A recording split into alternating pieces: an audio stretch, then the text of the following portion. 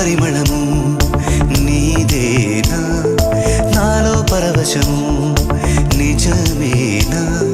బొండు మల్లి పువ్వు కన్నా తేలికగు నీ సోకు రెండు కళ్ళు మూసుకున్నా లాగు మరి నీ వైపు